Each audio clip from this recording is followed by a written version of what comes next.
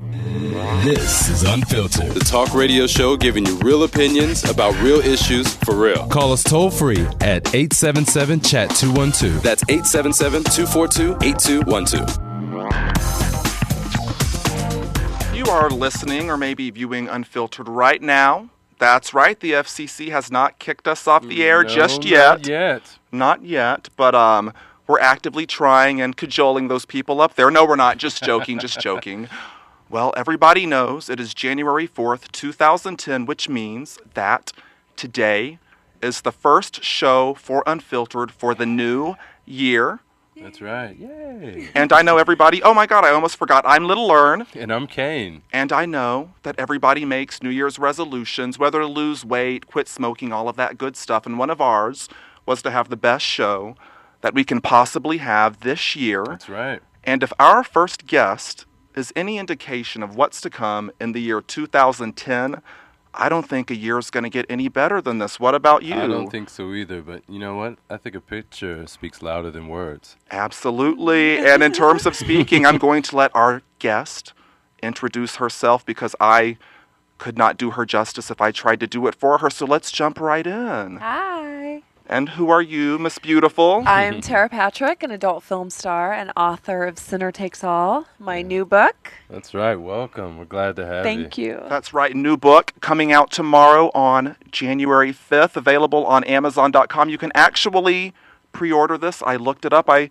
even think we're in New York, as everybody knows. I think you have a signing tomorrow. Oh, yeah. I do. It's on Wall Street at Borders at 1 p.m., and I'll be autographing brand new copies of the book, and I'm so excited. It's the first signing, and it's in New York, so yay. All right, your virgin signing. My virgin signing. And think about this. If you are in New York, imagine how cool it will be to head out to lunch and say, I'm going to lunch with Tera Patrick. You don't have to tell them all the details, guys, girls, whomever that's out there. Tell them you're going to lunch with Tera Patrick. I guarantee you, everybody in the office is going to be jealous. Oh, yeah. Especially when you come back with a book. Exactly. A signed book. Right. A signed book. So the book, Sinner Takes All. Let's jump right into this. What made you want to write this book? How did this come to be? Wow. I decided to write the book. Actually, I wrote it last year. I wrote it all of 2009. And I wrote it with Carrie Borzillo, author of Cherry Bomb.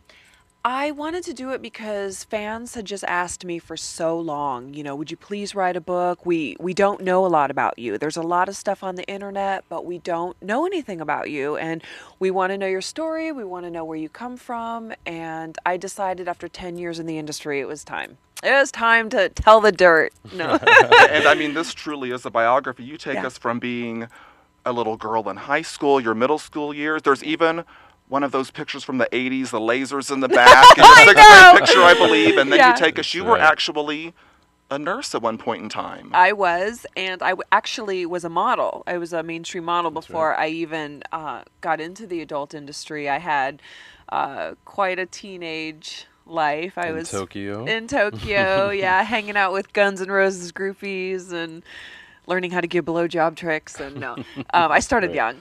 But no, I had a really, I have to say that even though I've been through a lot, my life has been very good. I've been very blessed. And now today, writing this book and doing this book tour, coming out of it, on the other side, I'm just very appreciative and very thankful. The experience was extremely cathartic, writing the book, and the best thing that happened from writing the book was rekindling my relationship with my mother, which, as you know, I had a very difficult relationship with her early on in my life. So, seeing her again, meeting her again, and then having this wonderful relationship with her has been the best part. That's a wonderful outcome. And in your book, you talk about more than just the porn industry. You talk about relationships, and that was the thing that really set in with me as I read the entire book. And there's a place where I felt connected to my sexuality and embracing that, and I learned that from reading your story and all the different areas of your life. So I thank you for that. It's really empowering. Thank you. Yeah, I wanted, people ask me all the time, they're like, what kind of reaction do you get, when when you walk down the street, I mean, you're a porn star. Do people judge you? Do people look at you like, oh my gosh, you know? And I say, I have had that. I've done press and interviews where people have not been so nice. And, you know, they'll say, well, what do your parents think? And I'm like, well, we don't have Tera Patrick movie night, you know, but in the same token, my parents are very proud of me. They see me as a businesswoman, someone who's gotten into the industry but used it to my advantage. I've come out hopefully with the book, you know, being inspiring to other women, because to me it's about empowerment over exploitation. It's about any business you go into, whether it be the industry you're in, which is broadcasting and radio. You know, you have to go in, you set your own rules, and you do it your way. And if you can wake up every day and say, I'm a porn star, I'm a radio host, I'm a DJ, I'm a doctor, and you can be proud of that and look at yourself and say, I love what I do, then it's all worth it. Now, what year did you get into porn? I got into the adult industry in 1999.